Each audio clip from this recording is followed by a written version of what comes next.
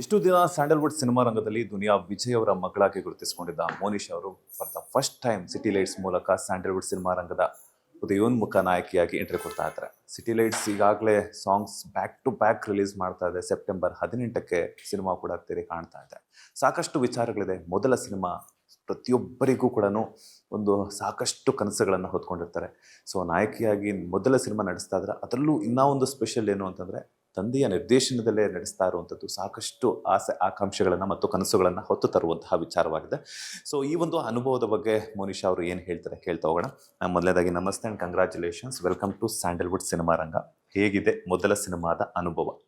Thank you so much. ಮೊದಲನೇ cinema ಅನುಭವ ನನ್ನ ಜೀವನ ಪೂರ್ತಿ ನಾನು ಯಾವತ್ತೂ ಮರೆಯಲ್ಲ. ಬಿಕಾಸ್ ಒಂದು ಹೊಸ ಅನುಭವ, ಒಂದು ಹೊಸ ಜಾಗ, ಒಂದು ಹೊಸ ಕಲಿಕೆ, ಎಲ್ಲ ಹೊಸದು ಆ್ಯಂಡ್ ಸೂಪರ್ ಗ್ರೇಟ್ಫುಲ್. ನಮ್ಮ ಅಪ್ಪನ ಡೈರೆಕ್ಷನಲ್ಲಿ ಕೆಲಸ ಮಾಡಿ ಎಲ್ಲ ಕಲ್ತಿದ್ದೀನಿ ಅನ್ನೋದು ಇನ್ನೊಂದೊಂದು ಆ್ಯಡೆಡ್ ಇದ್ದದು. So beautiful experience. ನಂಗೆ ತುಂಬ ಖುಷಿ ಇದೆ ನನ್ನ ಮೊದಲನೇ ಸಿನಿಮಾ ಸಿಟಿ ಲೈಟ್ಸ್ ಆಗಿರೋದು. I am very happy. Ma'am, ಒಂದು ವಿಚಾರ ಏನಂತಂದರೆ ಸಿನಿಮಾ ರಂಗಕ್ಕೆ ಬರಬೇಕು ಅನ್ನುವಂಥದ್ದು ಪ್ರತಿಯೊಬ್ಬರಿಗೂ ಕೂಡ ಆಸೆ ಅನ್ನುವಂಥದ್ದು ಇದ್ದೇ ಇರುತ್ತೆ. ಆದರೆ ಕಲೆ ಅನ್ನುವಂಥದ್ದು ರಕ್ತಗತವಾಗಿ ಬಂದಾಗ ಇನ್ನಷ್ಟು ಆಸೆ ಆಕಾಂಕ್ಷೆಗಳು ಬಹುಮಟ್ಟದ ದೊಡ್ಡ ವೇದಿಕೆಯಲ್ಲಿ ಹಾಗೆಯೇ ಎತ್ತರಕ್ಕೆ ತಗೊಂಡೋಗುವಂಥ ವಿಚಾರವಾಗಿರುತ್ತೆ.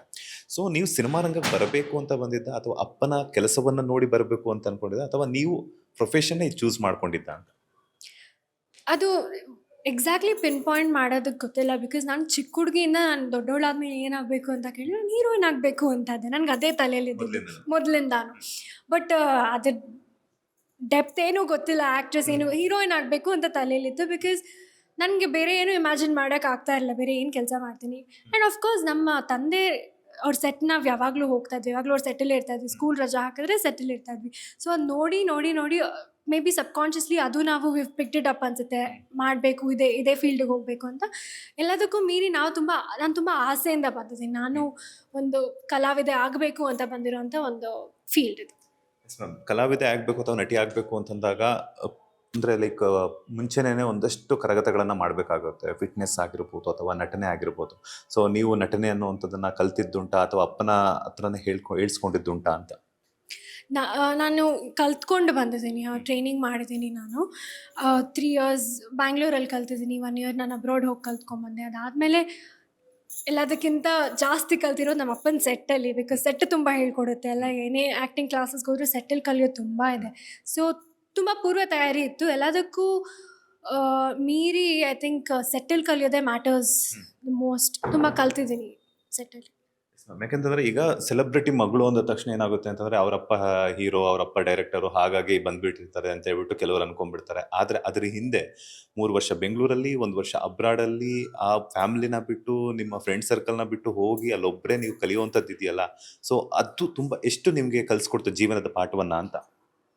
ಖಂಡಿತ ಅದು ಮನೆ ಬಿಟ್ಟು ಹೋಗಿರ್ತೀವಿ ಅಲ್ಲ ದೂರ, ತುಂಬ ಕಲಿಸುತ್ತೆ, ಇಲ್ಲ ಅಂತಲ್ಲ. ಬಟ್ ನನಗೆ ಐ ಥಿಂಕ್ ನಾನು ತುಂಬ ಲಕ್ಕಿ ಆ ವಿಷಯದಲ್ಲಿ. ಬಿಕಾಸ್ ನನಗಿಂತ ಕಷ್ಟಪಡೋರಿದ್ದಾರೆ. ನಾನು ಆ್ಯಕ್ಟಿಂಗ್ ಫೀಲ್ಡಿಗೆ ಬರ್ತೀನಿ ಅಂದರೆ all I have to do is learn acting. ಅದು ಬೇರ್ ಮಿನಿಮಮ್ ಅನಿಸುತ್ತೆ ನನಗೆ. ಸೊ ಆ್ಯಕ್ಟಿಂಗ್ ಕಲ್ತ್ಕೊಂಡ್ಬಂದು ನನಗೊಂದು ಸ್ಟೇಜ್ ಸಿಕ್ಕಿದೆ, ನಾನು ಮಾಡ್ತಾಯಿದ್ದೀನಿ. ನನಗೂ ಕಷ್ಟಪಡೋರು ತುಂಬ ಜನ ಇದ್ದಾರೆ. ತುಂಬ ವರ್ಷದ ಎಕ್ಸ್ಪೀರಿಯೆನ್ಸ್ ಇರುತ್ತೆ, ತುಂಬ ವರ್ಷದಿಂದ ನಟನೆ ಮಾಡ್ತಾ ಇರ್ತಾರೆ ಬೇರೆ ಕಡೆ. ಬಟ್ ಸಿನಿಮಾ ಅನ್ನೋ ಒಂದು ಸ್ಟೇಜ್ ಸಿಕ್ಕಿರಲ್ಲ ಅವ್ರಿಗೆ. ಸೊ ಆ ವಿಷಯದಲ್ಲಿ ನನಗೆ ಇನ್ನೂ ಈಸಿಯಾಗಿ ಸಿಕ್ಕಿದೆ. ಸೊ ನನಗೆ ಬೇರೆಯವ್ರ ಕಷ್ಟದ ಮುಂದೆ ಅದೇನು ಕಷ್ಟ ಅನಿಸಿಲ್ಲ. ಅಪ್ಪ ಶೂಟಿಂಗ್ ಸೆಟ್ಟಲ್ಲಿ ಸ್ಟ್ರಿಕ್ಟ್ ಆಗಿರ್ತಾರ, ಮನೆಯಲ್ಲಿ ಸ್ಟ್ರಿಕ್ಟ್ ಆಗಿರ್ತಾರ ಅಂತ ವಿಜಯ್ ಸರ್? ಸೆಟ್ಟಲ್ಲಿ ಸೆಟ್ಟಲ್ಲಿ ಐ ಥಿಂಕ್ ಮನೆಯಲ್ಲಿರೋ ಅಷ್ಟು ಸಲಿಗೆ ಆಗಲಿ, ಅಷ್ಟು ಏನಂತಾರೆ ಆರಾಮಾಗಿ ಮಾತಾಡ್ಸೋದಾಗಲಿ ಸೆಟ್ಟಲ್ಲಿರಲ್ಲ. ಬಿಕಾಸ್ ಕೆಲಸ ಅಲ್ವಾ, ಅದು ಮುದ್ದು ಮಾಡಿ ಕೆಲಸ ಮಾಡ್ಸೋಕ್ಕಾಗಲ್ಲ. ಸ್ಟ್ರಿಕ್ಟಾಗಿ ಸೆಟ್ಟಲ್ಲೇ ಇರೋದು. ಯಾವತ್ತಾದರೂ ಸೆಟ್ಟಲ್ ಬೈಸ್ಕೊಂಡಿದ್ದ ಲೈಕ್ ಟೇಕ್ಸ್ ಅಥವಾ ಅದರ ಅಥವಾ ಆ್ಯಕ್ಷನ್ಸ್ ಅಥವಾ ಬಂದಾಗ ಎಮೋಷನ್ಸ್ ಕ್ಯಾರಿ ಮಾಡದೇ ಇದ್ದಾಗ? ಬೈಯೋದು ಅಂದರೆ ರೇಗಾಡ್ ಹೇಳಿದ್ದಾರೆ. ಬಿಕಾಸ್ ನಾವು ತುಂಬ ಲೈವ್ ಲೊಕೇಶನ್ಸಲ್ಲಿ ಶೂಟ್ ಮಾಡಿದ್ದೀವಿ. ಪ್ರತಿ ಸಲ ಒಂದೇ ಥರ ಇರಲ್ಲ, ಪಬ್ಲಿಕ್ ಇರ್ತಾರೆ, ತುಂಬ ಫ್ಲಕ್ಚುಯೇಷನ್ಸ್ ಆಗ್ತಾ ಇರುತ್ತೆ. ಸೊ ಆ ಟೈಮಲ್ಲಿ ಕೆಲವು ಸಲ ಕಡಿಮೆ ಟೇಕ್ಸಲ್ಲಿ we have to get it right ಅಲ್ವಾ. ಸೊ ರೇಗಾಡಿದ್ದಾರೆ, ಇಲ್ಲ ಅಂತ ಇಲ್ಲ. ಐ ಥಿಂಕ್ ಮುದ್ದಾಗಿ ಹೇಳೋದಕ್ಕಿಂತ ಸ್ಟ್ರಿಕ್ಟಾಗಿ ಹೇಳಿ ಕೆಲಸ ಮಾಡಿಸ್ಕೊಂಡಿದ್ದಾರೆ. ಎಸ್ ಮ್ಯಾಮ್, ಆ್ಯಕ್ಟ್ರೆಸ್ ಆಗಿ ಎಂಟ್ರಿ ಕೊಡಬೇಕು ಅಂತಂದಾಗ ಒಂದು ಆ್ಯಕ್ಟಿಂಗ್ ಕಡೆ ಗಮನ ಕೊಡಬೇಕು. ಅದರೊಟ್ಟಿಗೆ ನಮ್ಮ ಫಿಸಿಕ್ ಆಗಿರ್ಬೋದು ಅಥವಾ ಫಿಟ್ನೆಸ್ ಆಗಿರ್ಬೋದು ಸಾಕಷ್ಟು ನಾವು ರೂಢಿಸ್ಕೋಬೇಕಾಗುತ್ತೆ.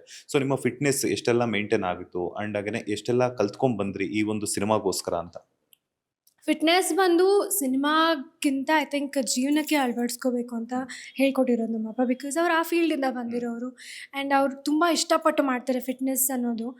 ಸೊ ಅದನ್ನು ಅವ್ರು ನಮಗೂ ಹೇಳ್ಕೊಟ್ಟಿದ್ದಾರೆ. ಸೊ ಆ್ಯಕ್ಟಿಂಗ್ ಎಷ್ಟು ಇಂಪಾರ್ಟೆಂಟು, ಒಂದು ಆರ್ಟಿಸ್ಟ್ಗೆ ಫಿಟ್ನೆಸ್ಸು ಅಷ್ಟೇ ಇಂಪಾರ್ಟೆಂಟ್. ನೀನು ಎಷ್ಟು ಡೆಡಿಕೇಟ್ ಮಾಡ್ತೀಯ ಬಿಹೈಂಡ್ ದ ಸ್ಕ್ರೀನ್, ನಿನ್ಗೆ ಅದು ಸ್ಕ್ರೀನ್ ಮೇಲೆ ಅದು ರಿಫ್ಲೆಕ್ಟ್ ಆಗುತ್ತೆ, ನಿನ್ಗೆ ಅದು ಕಾಣಿಸುತ್ತೆ. So fitness is a must, no compromise ಆ ವಿಷಯದಲ್ಲಿ. ಸೊ ವರ್ಕೌಟ್ ಆಗಲಿ, ಡಯಟ್ ಆಗಲಿ, everything is taken care of. ಅಂದರೆ ಎಷ್ಟು ಅವರ್ಸ್ ವರ್ಕೌಟ್ ಮಾಡ್ತೀರಾ? ಯೋಗ ಮಾಡ್ತೀರಾ ಅಥವಾ ಜಿಮ್ ಮಾಡ್ತೀರಾ? ಇನ್ ಕೇಸ್ ಜಿಮ್ ಮಾಡೋದಾದರೆ ಎಷ್ಟು ಅವರ್ಸ್ ವರ್ಕೌಟ್ ಮಾಡ್ತೀರಾ? ಫುಡ್ ಎಲ್ಲ ಏನೆಲ್ಲ ಕನ್ಸಂಪ್ಷನ್ ಮಾಡ್ತೀರಾ ಅಂತ? ಐ ಥಿಂಕ್ ನಾನೇನು ತುಂಬ ಸ್ಟ್ರಿಕ್ಟಾಗೂ ವರ್ಕೌಟ್ ಮಾಡಲ್ಲ. ವೀಕ್ಲಿ 5 to 6 ಡೇಸ್ ವರ್ಕೌಟ್ ಮಾಡ್ತೀನಿ. ಕಾರ್ಡಿಯೋ, ವೆಯ್ಟ್ ಟ್ರೈನಿಂಗ್ ಎಲ್ಲ ಮಿಕ್ಸ್ ಆಗುತ್ತೆ. ಕೆಲವು ಸಲ when I feel like it yoga ಮಾಡ್ತೀನಿ. ಎಲ್ಲ ಮಿಕ್ಸ್ ಇರುತ್ತೆ, ಇಂಥದ್ದೇ ಪರ್ಟಿಕ್ಯುಲರ್ ಆಗಿಲ್ಲ. But cardio is a must, cardio ಮಾಡ್ತೀನಿ. ಆ್ಯಂಡ್ ಫುಡ್ ವೈಸು ಅಷ್ಟೇ, ಯಾವಾಗಾದರೂ 10 days ಒನ್ಸ್ ಆ ಥರ ಯಾವಾಗಾದ್ರೂ ಚೀಟ್ ಡೇ ತೊಗೊಂಡು I cheat on my meals. But ಅದು ಬಿಟ್ಟರೆ ಓವರ್ ಥ್ರೂ ಔಟ್ ಇದು ಐ ಬಿ ಸ್ಟ್ರಿಕ್ಟ್ ಓನ್ಲಿ. ಫಿಟ್ನೆಸ್ಸಿಂದ ಮನುಷ್ಯ ಅವರ ಲೈಫಲ್ಲಾಗಿರ್ಬೋದು ಅಥವಾ ಮೆಂಟಲಿ ಏನೆಲ್ಲ ಬದಲಾವಣೆಗಳಾಗಿದೆ ಅಂತ? ಫಿಟ್ನೆಸ್ ನಮಗೆ ಫಿಸಿಕಲಿ ಎಷ್ಟು ಚೇಂಜಸ್ ಕಾಣಿಸುತ್ತೋ ಮೆಂಟಲಿ ಅಷ್ಟೇ ಡಿಫ್ರೆನ್ಸ್ ಅನಿಸುತ್ತೆ ಅಲ್ಲ. ಸೊ ಒನ್ಸ್ ಯು ಸ್ಟಾರ್ಟ್, ಅದು ಬೇರೆ ಕಾನ್ಫಿಡೆನ್ಸೇ ಕೊಡುತ್ತೆ once you physically fit. So I think ಅದು ತುಂಬ ನೀಡೆಡ್. ಅದು ಈವನ್ ಇಫ್ ಏನೋ ಒಂದು ಬೇಜಾರಾದರೂ you just have to go for a walk. ಹೊರಗಡೆ ವಾಕ್ ಹೋದರೆ ನಮ್ಮ ಮೈಂಡ್ ಕ್ಲಿಯರ್ ಆಗುತ್ತೆ. ಅಂದರೆ ಆ ಥರ ನಾವು ಒಂದು ಫುಲ್ ಫ್ಲೆಜ್ಡ್ ವರ್ಕೌಟ್ ಮಾಡಿದ್ರೆ ಆರಾಮಾಗಿರ್ತೀವಿ throughout the day. So it's very important. ನನಗದು ತುಂಬ ಕಲಿಸಿದೆ. Yes ma'am. ನಿಮ್ಮ ಬ್ಯೂಟಿ ಸೀಕ್ರೆಟ್ ಏನು? ಏನೂ ಇಲ್ಲ. ಬ್ಯೂಟಿ ಸೀಕ್ರೆಟ್ ಅಂದರೆ fitness, first of all fitness and ಒಳ್ಳೆ ಊಟ. ಜಂಕ್ ತುಂಬ ಕಡಿಮೆ ತಿಂತೀನಿ. ಬಟ್ ಅದು ಬಿಟ್ಟರೆ ರೆಗ್ಯುಲರ್ ಸ್ಕಿನ್ ಕೇರ್, ಎಣ್ಣೆ ಸ್ಕಿನ್ ಕೇರ್, ಹೇರ್ ಕೇರ್ ಎಲ್ಲರೂ ಮಾಡೋ ಥರ ಐ ಆಲ್ಸೋ ಡೂ ಅಷ್ಟೇ. ಏನಾದರೂ ಕನ್ನಡಿಗರಿಗೆ ಅಥವಾ ನಿಮ್ಮನ್ನು ಫಾಲೋ ಮಾಡ್ತಿರೋ ಅಂಥವರಿಗೆ ಸೋಷಿಯಲ್ ಮೀಡಿಯಾದಲ್ಲಿ ಏನಾದ್ರು ಟಿಪ್ ಕೊಡೋದಾದರೆ? ಟಿಪ್ ಐ ಥಿಂಕ್ ಸ್ಟ್ರೆಸ್ ಮಾಡ್ಕೋಬೇಡಿ. ಸ್ಟ್ರೆಸ್ ಮಾಡಿದ್ರೇ ತುಂಬ ಕಾಣಿಸುತ್ತೆ ನಮ್ಮ ಮುಖದಲ್ಲಿ. ಸೊ ಐ ಥಿಂಕ್ ನಮ್ಮ ಸ್ಟ್ರೆಸ್ ಲೆವೆಲ್ಸ್ ಕಡಿಮೆ ಇದ್ದಷ್ಟು ನಾವು ಹೆಲ್ದಿಯಾಗಿರ್ತೀವಿ. ಎಸ್. ಸಿನಿಮಾ ರಂಗಕ್ಕೆ ಬರ್ತೀನಿ ಅಂತಂದಾಗ ಒಂದಷ್ಟು ಜನ ಆ್ಯಕ್ಟ್ರೆಸ್ಗಳ ಸಿನಿಮಾಗಳನ್ನು ನೋಡಿರ್ತೀರ. ಸೊ ನಿಮಗೆ ತುಂಬ ಇಷ್ಟವಾಗಿರುವಂಥ ಆ್ಯಕ್ಟ್ರೆಸ್ ಯಾರು ಸಿನಿಮಾ ರಂಗದಲ್ಲಿ? ಅಥವಾ ಇದು ಇಂಥದ್ದೇ ಪಾತ್ರ ಮಾಡಬೇಕು ಅನ್ನುವಂತಹ ಒಂದು ಡ್ರೀಮ್ ಏನಾದರೂ ಇದೆಯಾ ಅಂತ? ನಾನು ತುಂಬ ಎಲ್ಲ ಆ್ಯಕ್ಟ್ರೆಸಸ್ನೂ ನೋಡ್ಕೊಂಡು ಬೆಳೆದಿದ್ದೀನಿ. ಸ್ಪೆಷಲಿ ನಂಗೆ ಚಿಕ್ಕ ವಯಸ್ಸಲ್ಲಿ ತುಂಬ ಇಷ್ಟ ಆಗ್ತಾ ಇದ್ದದ್ದು Ramya. I still like her, ಇವಾಗೂ ಇಷ್ಟ ಆಗ್ತಾರೆ. ಬಟ್ ನಾನು ಅವಾಗ ತುಂಬ ಮೂವೀಸ್ ನೋಡ್ಕೊಂಡು ಬೆಳೆದಿದ್ದೀನಿ. ರಮ್ಯಾ ಮ್ಯಾಮ್ ನಂಗೆ ತುಂಬ ಇಷ್ಟ ಆಗ್ತಾಯಿದ್ರು. ಆ್ಯಂಡ್ ಅದ್ರ ಜೊತೆಗೆ ಎಲ್ಲರೂ ಒಬ್ಬೊಬ್ಬರು ಒಂದೊಂದು ವಿಷಯಕ್ಕೆ ನಂಗೆ ತುಂಬ ಇಷ್ಟ ಆಗ್ತಾಯಿದೆ. ಸೊ ಎಲ್ಲ ಆ್ಯಕ್ಟ್ರೆಸಸ್ಸು ಅಷ್ಟೇ ಇಷ್ಟ. It's nice. ಅವ್ರನ್ನ ಪರ್ಟಿಕ್ಯುಲರ್ ಪಾತ್ರ ಅಂತ ಕೇಳಿದ್ರೆ ನಂಗೆ ಆ ಥರ ಇಲ್ಲ. ನಂಗೆ ಎಲ್ಲ ಥರ ಪಾತ್ರ ನಿಭಾಯಿಸಬೇಕು ಅಂತ ಆಸೆ ಇದೆ. ಮೋಸ್ಟ್ಲಿ ಪರ್ಫಾರ್ಮೆನ್ಸ್ ಓರಿಯೆಂಟೆಡ್ ರೋಲ್ಸ್ ಮಾಡಬೇಕು ಅಂತ ತಲೆಯಲ್ಲಿದೆ, ಆಸೆ ಇದೆ. ಎಸ್. ನೆಕ್ಸ್ಟ್ ಒಟ್ಟಿಗೆ ಅಕ್ಕ ತಂಗಿ ಯಾವಾಗ ಕಾಣಿಸ್ಕೋಬಹುದು ಅಂತ? ಗೊತ್ತಿಲ್ಲ, ನಾವು ಅದ್ರ ಬಗ್ಗೆ ಯೋಚನೆ ಮಾಡಿಲ್ಲ. ಬಟ್ ವೈ ನಾಟ್, ಆ ಥರ ಆಪರ್ಚುನಿಟಿ ಸಿಕ್ಕಿದ್ರೆ ಖಂಡಿತ ಮಾಡ್ತೀವಿ. ಈಗ ಇಬ್ಬರು ಹೆಣ್ಮಕ್ಳು ಬಂದಿದ್ದಾಯ್ತು. ಸೊ ತಮ್ಮನ ಅಥವಾ ಬ್ರದರ್? ತಮ್ಮ ಅನ್ಸುತ್ತಲ್ಲ, ತಮ್ಮ ಯಾವಾಗ ಬರ್ಬೋದು ಅಂತ? ಅವನಿನ್ನೂ ಓದ್ತಾ ಇದ್ದಾನೆ. ಅವ್ನ ಇಂಟ್ರೆಸ್ಟ್ ಮೇಲೆ ಅವ್ನು ಡೆಫಿನೆಟ್ಲಿ ಈಸ್ ಇಂಟ್ರೆಸ್ಟೆಡ್. ಅವನು ಡೈರೆಕ್ಷನ್ ಡಿಪಾರ್ಟ್ಮೆಂಟಲ್ಲೆಲ್ಲ ವರ್ಕ್ ಮಾಡ್ತಾ ಇದ್ದಾನೆ. ಸೊ ಅವನು when he is ready he will come. ಈಗ ಸಿಟಿ ಲೈಟ್ಸ್ ಮುಂಚೆನೇ ನೀವು ಆ್ಯಕ್ಟ್ರೆಸ್ ಆಗಬೇಕು, ಯಾಕಂದರೆ ಚಿಕ್ಕವ್ರು ಇದ್ದಾಗಿಂದನೂ ಕೂಡ ಆ್ಯಕ್ಟ್ರೆಸ್ ಆಗಬೇಕು ಅಂತ ಅಂದ್ಕೊಂಡಿದ್ದಂಥವ್ರು. ಸೊ ಅದಕ್ಕಿಂತ ಮುಂಚೆ ಯಾರಾದರೂ ಡೈರೆಕ್ಟರ್ಸ್ ನಿಮ್ಗೆ ಅಪ್ರೋಚ್ ಮಾಡಿದ್ರಾ? ಅಥವಾ ಅಪ್ಪನ ಡೈರೆಕ್ಷನಲ್ಲೇ ನಾನು ಫಸ್ಟ್ ಟೈಮ್ ಸಿನಿಮಾಗೆ, ಇಂಡಸ್ಟ್ರಿಗೆ ಮತ್ತು ಎಂಟ್ರಿ ಕೊಡಬೇಕು ಅನ್ನೋವಂಥ ಡ್ರೀಮ್ ನಿಮ್ಗೇನಾದರೂ ಇತ್ತಾ ಅಂತ? ನನಗೆ ನಮ್ಮ ಅಪ್ಪನ ಡೈರೆಕ್ಷನಲ್ಲಿ ಕೆಲಸ ಮಾಡಬೇಕು ಅಂತ ಆಸೆ ಇತ್ತು. ಫಸ್ಟ್ ಫಿಲಮ್ಗೆ ಮಾಡ್ತೀರಾ ಇಲ್ವಾ ಅಂತ ನನ್ನ ತಲೆಯಲ್ಲಿ ಇರಲಿಲ್ಲ. ಬಟ್ ಅವ್ರ ಜೊತೆ ಕೆಲಸ ಮಾಡಬೇಕು ನನ್ನ ಕರಿಯರಲ್ಲಿ ಅಂತ ಆಸೆ ಇತ್ತು. ಕತೆಗಳು ಬಂತು. ಬಟ್ ನಮಗೆ ಸಿಟಿ ಲೈಟ್ಸ್ ತುಂಬ ಏನಂತಾರೆ, ಸಿಟಿ ಲೈಟ್ಸಲ್ಲೇ ಮಾಡಬೇಕು, ಡೆಬ್ಯೂ ಆಗಿ ಮಾಡಿದ್ರೆ ಸಿಟಿ ಲೈಟ್ಸಲ್ಲೇ ಮಾಡಬೇಕು ಅಂತ ಅನ್ಸೋದ್ರಿಂದ ವಿ ಟುಕ್ ದಿಸ್ ಅಪ್. ಅಪ್ಪ ಡೈರೆಕ್ಟ್ ಮಾಡಿರುವಂಥ ಸಿನಿಮಾಗಳಲ್ಲಿ ನಿಮಗೆ ತುಂಬ ಇಷ್ಟ ಆಗಿರುವಂಥ ಸಿನಿಮಾ ಯಾವುದು? City lights. ನೀವಿದ್ದೀರಾ ಅಂತ? ನಾನಿದ್ದೀನಿ ಅಂತ ಮೇ ಬಿ ಸ್ವಲ್ಪ ಬಯಸ್ಡ್ ಇರ್ಬೋದು. But Salaga Bheema City Lights ಕೇಳಿದ್ರೆ I will say City lights.